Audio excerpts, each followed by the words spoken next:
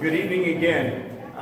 Welcome to Macomb Wesley, and welcome to the first book launch event we've had for Chaddock's second book, Raising the Challenging Child.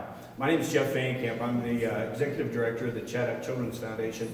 I just want to welcome you all here, tell you how excited we are to see such a great crowd, and how excited we are for the publication of this book. And you probably know about Chaddock through our foster care program, our residential program, our on-campus school, our training and consultation programs. But the one thing that all of those programs share is working with children and strengthening their relationships with families. This book has been a long time coming, and the person who wrote the book, I honestly believe, started writing this book well before she even knew she was going to be writing this book. Through 25 years at Chaddock? 25 years at Chaddock. I was 12 when I started. She was 12 when she started. Please welcome Debbie Reed, President and CEO and co-author of the book you have before you tonight.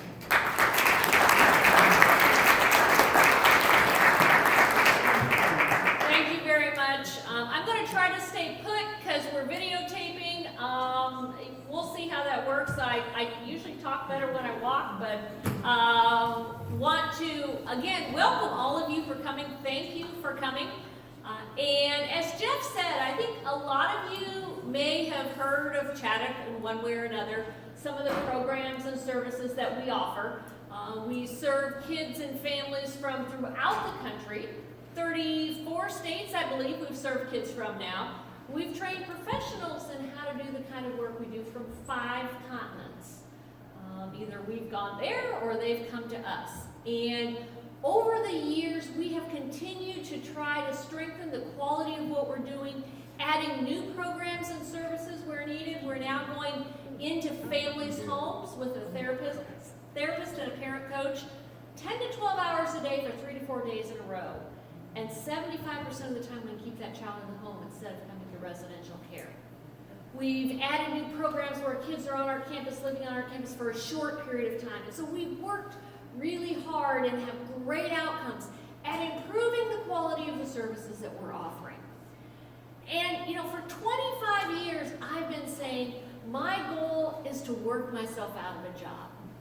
I want to have families having such strong relationships that you don't need a place like Chaddock.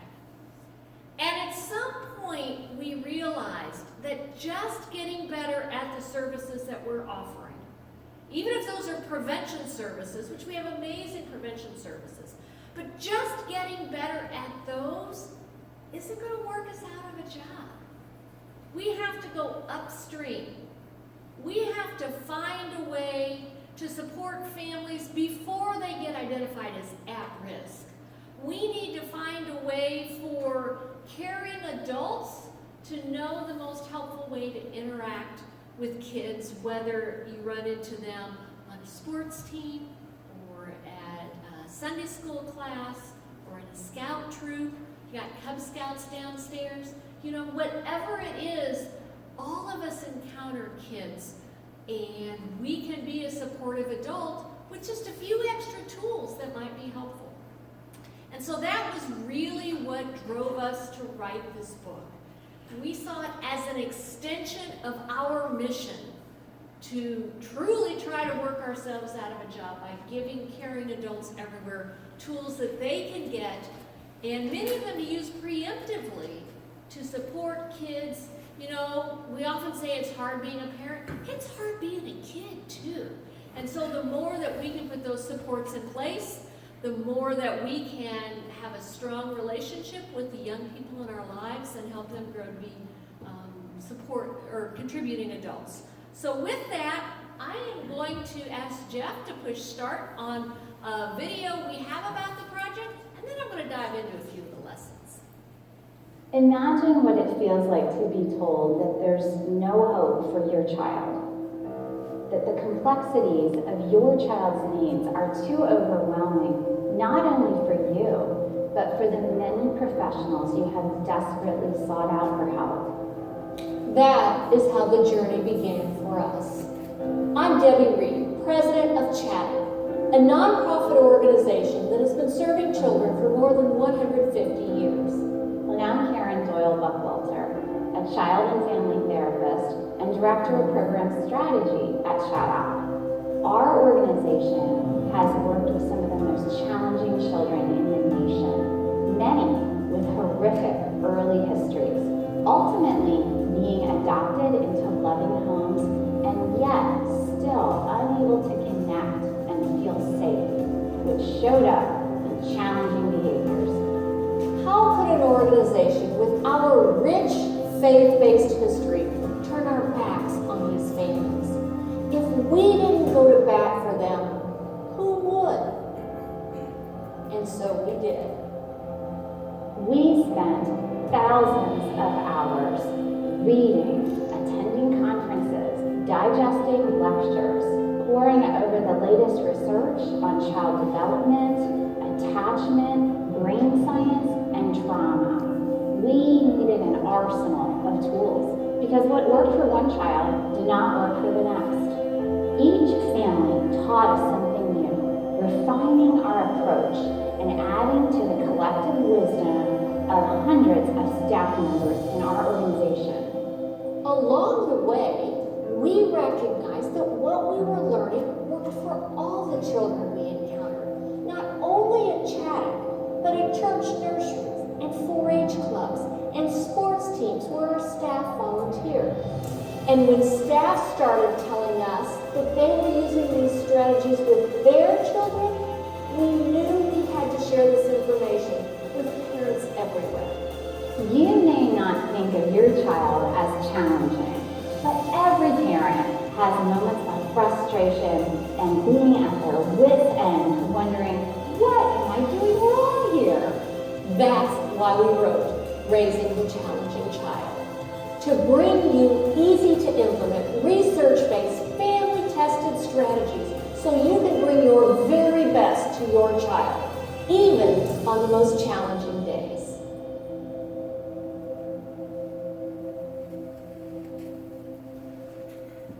So that gives you a little history about why we wrote the book.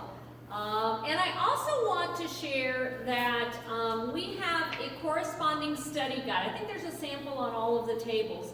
This is available as a free download from the book website, which is raisingthechallengingchild.org, or excuse me, raisingthechallengingchild.com. Because as a faith-based organization, we wanted to connect the 30 lessons that are in the book with scripture and biblical teachings. That's just how we view the work that we do, but we wanted to specifically highlight that for folks and include some questions, whether that's something to discuss in a small group or Sunday school class, or maybe so you just want to have some personal reflection on some of what you've read in the book. And so hopefully that will be something that you'll take advantage of as well. But let's dive into giving you an overview of a few of the lessons, the type of information that we've included in the book. And one of the first lessons, I think one of the core tenets of the work that we do is to invest in the relationship bank. So if you think of your relationship with a child as a bank account, and you can make deposits or you can make withdrawals. Now, deposits are things like saying thank you to your child, even if it's something you expect them to do. Please and thank you are deposits. It is noticing something special about your child. It is spending time with them, not, trying to answer them while you're looking at your phone, but really connecting with them and spending time. All of those things are deposits that you make. Now, withdrawals are things like setting limits, saying no, not being able to drop everything at the moment a child wants you to. And as a parent, you will have to make withdrawals. But if you have lots of deposits in that relationship bank, you're going to have much less confrontation and difficulty when you have to make a withdrawal. So just thinking on, that's not something that you can do in the heat of the moment when there's a meltdown going on, but things that you can preemptively to build up that relationship bank. So when those difficult conversations or difficult moments come, you've got a full account that's going to help that go much more easily. One of the other ones that we talk about a lot at Chaddock is balancing structure and nurture. Nurture, again, it's those loving, caring, supportive things that we do that help a child feel loved. Now, structure, a lot of parents think that kids don't like structure. Structure actually makes kids feel safe. It makes their life feel predictable. Now, what happens oftentimes is most people skew one direction or another. They tend to skew more toward structure or more toward nurture. And sometimes when things get difficult, we get even more entrenched in our natural inclinations. So if you have a child that is just pushing your buttons, and you're a high structure person, probably your natural tendency is going to be to increase the structure even more. If a child is misbehaving, they must need more structure. When actually, if you've been really heavy on the structure, try a little nurture. You might be surprised at how often the difficult situation takes care of itself. You know, oftentimes when kids are really acting out and we just keep upping the structure, if you go the other direction, you might be surprised at how often. So how do you know where that balance is? So for a child who might be getting aggressive or acting overly mature, try more nurture. If a child is hyperactive or really trying to be controlling in a situation, add more nurture. Now you might think, okay, now how am I going to remember what goes in what situation? One of the things that we included in the book, at the back of every chapter, is a table that says, maybe you've tried this, instead try this. And the great thing is, it's not like you get one shot to get it right with your child. If you try to increase structure and that doesn't seem to be working, you can always try to increase nurture. And again, if you've been making deposits in that relationship bank, you're going to get some grace from your kids to figure that out. Another lesson that we talk about a lot is look at what's going on underneath the behavior. So often we react to a child's behavior. Now, one of the things we say a lot at Chaddock is all behavior has meaning. And usually your physical behaviors that you're seeing are an indicator of invisible emotions that are going on with the child. We like to look at 4 emotions that a child might be feeling or experiencing: mad, sad, glad, or scared. And what we find is mad is often a cover for sad or scared. So if you have a child who, because you've been investing in the relationship bank, you know he's got a test, a 7th grade math test that he's a little nervous about. And he comes home that day, slams the door, says something snarky to his little brother, goes barreling through the room. You can react to that behavior and give him consequences for that behavior, or you can step back and say, okay, he doesn't usually act like this. What's going on underneath the behavior? And so then maybe you can go up to that child and say, so how did that test go today? You're actually making a deposit in the relationship bank because you're responding to what was really going on underneath the behavior. So you can talk to him about how the test went. You can provide some nurture, some concern. Now, that doesn't mean that you don't go back later and say, okay, you know, it is really not okay to talk to your brother that way. You need to go back and apologize. And remind him, we don't slam doors in this house. But if you had just responded to the behavior, the underlying thing that caused it would have gone unaddressed. The child would have been mad at you, and you still would have had a child who was misbehaving because of what was going on underneath. So especially if children aren't acting ways that you would expect or seem out of the ordinary, what's going on underneath the behavior? If you have a child and you take them to a doctor's appointment that's like scary and they don't know what's going on and maybe they had to get a shot and it was very uncomfortable. And then on the way home, you go through the fast food restaurant and drive through and you get them a soda. And they got the wrong soda. And they came unglued. That had nothing to do with getting the wrong soda. And everything to do with the fact that they were scared and maybe hurt and all of that. So responding to the soda doesn't help what's going on underneath. They know that that's not an appropriate response.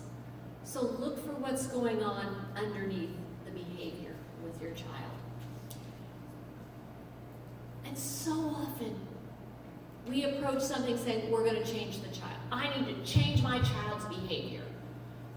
But the fact of the matter is, the only person's behavior you can really 100% be sure you can change is your own. And one of the things we talk about a lot is changing your steps in the dance. You know, kids learn at a very early age. If I do this, mom's going to do this. If I do this, dad's going to do this. And if you, as a parent, change your response, your child has to change their response. But we get so entrenched in those patterns, we don't even recognize their patterns. One clue is if you find yourself saying, he always, or she never, okay, you're in a dance. So how can you respond differently? If your kid always leaves their homework at home and calls you and expects you to leave work and go get their homework and run, change your step in the dance. The next time they call you, maybe you say, oh man, that is really tough. What are you going to do about that? Now, you can say that with empathy and care and concern, but when you change your step in the dance, they have to change theirs. So we have 30 lessons of that type, very practical, with hands-on examples that we've experienced either as parents, the staff at Chaddock, or that we've experienced with some really challenging situations. All of these lessons, we're confident putting in the book because we've tried them and they work time and again, consistently across the board. So I think, it's important to know that every parent, everyone who works with kids at times feels ill-equipped to handle the situation at hand. Having a few of these tools in your toolbox can really make I don't think you gotta okay, I gotta implement all 30 of these things all at once. No, just keep adding tools to your toolbox. And most of all, remember, even on the most challenging days, what your child values most of all is you as a parent. They aren't always the best at telling you that. Maybe several years down the road, but the gift that your child wants most of all is you. So with that, I'm going to open it up to any questions that any of you have, either on something I've touched about or other challenges that you may be encountering in your interactions. Maybe it's with a child, maybe it's with your own child or a grandchild or youth that you interact with in the community.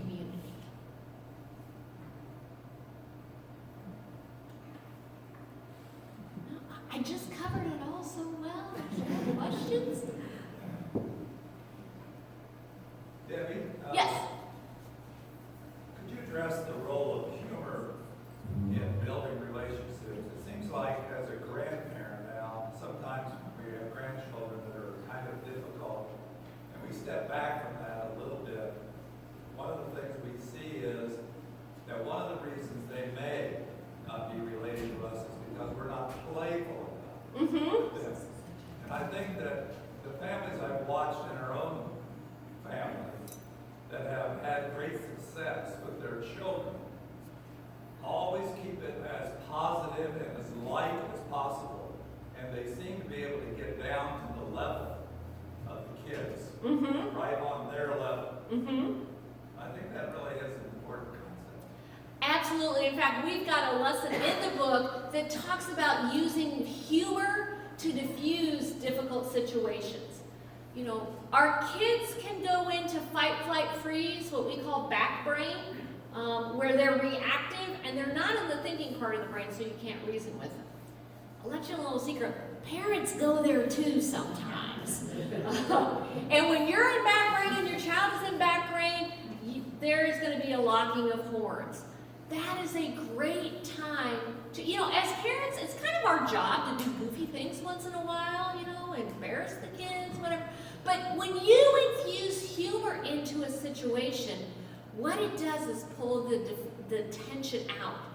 You cannot stay in back brain when you're laughing. And it can take something very little to just really diffuse the situation. Or maybe it is, you know, if a child is just like giving you a killer, wow, you know what? I think we're both kind of crabby. Let's see who can keep the crabbiest face on without cracking a smile the longest. Let's see who can do that. And before you know it, everyone is laughing and smiling. And again, that doesn't mean that you don't go back after the fact, when you're both back in the thinking part of your brain, to address whatever the conflict was in the first place. But humor can be a great way to really diffuse tension in a situation and allow us as parents and our child to bring our calmest, wisest self forward. And I think some of those things, it's okay. You know, you are not letting a child get off doing something wrong or not holding them accountable. It is taking a moment to find a moment of laughter and joy with your child so that you're all in the best place possible to really address whatever the issue was in the first place. So I think humor is big. Another one that's really big, kind of a mantra that we use at Chaddock, every 2 hours, feed and water the children. You know, hangry is a real thing. And how often do we, you know, after school, because maybe they've had lunch at 11 o'clock, 10:30 in the morning, and then after school they have this practice or that practice, and everybody is running around. And when you're hungry or thirsty, you're not at your best. There's a reason grocery stores hand out free cookies to the kids. Because if the kids are calm, the parent will stay in the grocery store longer. So how can you have healthy snacks for your child? You know, when you come home, you're tired after work. If, you know, the kids have been going all day, trying to get them to go right into homework or start dealing with an issue right, don't do that. Feed and water the kids and the adults, and everything's going to go more smoothly. Other questions? Yes. What about the autistic child? Do you treat it the same as you would any other children? You know, it really kind of depends where the child is on the spectrum. As a general rule, these same tools work with, we work with not severely autistic kids, but we have a number of kids on the autism spectrum that we work with. And as a general rule, these tools work really well. I think there are some you may have to adapt. For instance, we talk a lot about touch and the importance of touch. You know, for some kids on the spectrum, that's not going to be something calming for them necessarily. So I think you might have to adapt, but most of these lessons very much provide that same support that a child on the spectrum would need.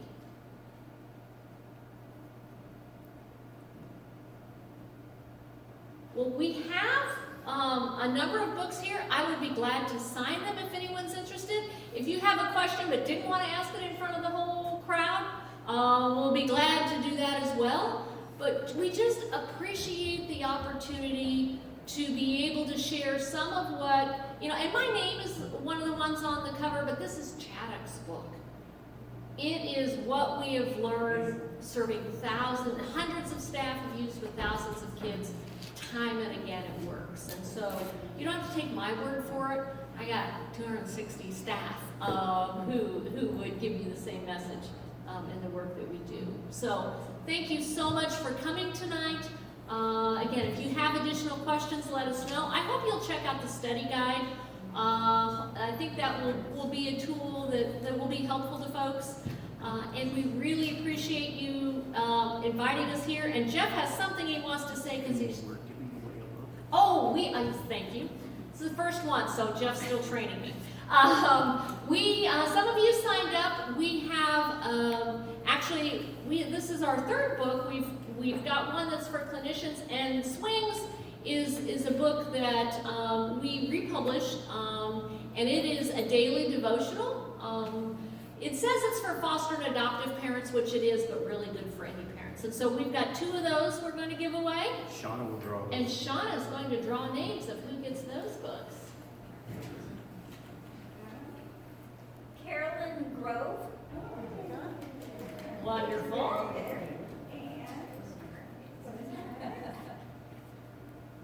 Jim Rouse. Awesome. Again, thank you so much for, yes.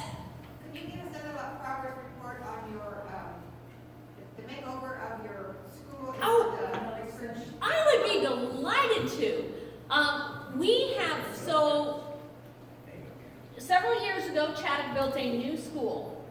And so the old school, the building that used to house our school, is being renovated into the Knowledge Center at Chaddock. I mentioned that we train professionals from throughout the world. And a lot of them like to come to our campus because what we train seems counterintuitive to folks. And so if they can see it happening on our campus, they really get it. And so we are turning the old school into our training and consultation center. And so renovation is well underway. They started drywall this week. And so we expect that by the end of March, 1st of April, that space should be done, which is great because we're already getting more requests for training from people who have received the book, organizations that have it, and they're now wanting more training for us. So that should be done just in time to be able to respond to folks wanting more training. Right now we're having to go other places and rent space, so we'll have that space right on our campus. So by spring that should be done, and we're very excited about that. Again, thank you so much for coming. We will be over here with books. I'd be happy to sign them if that's of interest to you. And I hope you find some tools that are helpful in the book. And just remember, one loving, caring adult can make a huge difference in a child's life. Whether you're a parent, whether you're a grandparent, whether you're a Sunday school teacher, someone that interacts in the classroom with them, one caring adult can make a huge difference in a child's life. So thank you to all of you for all you do for kids.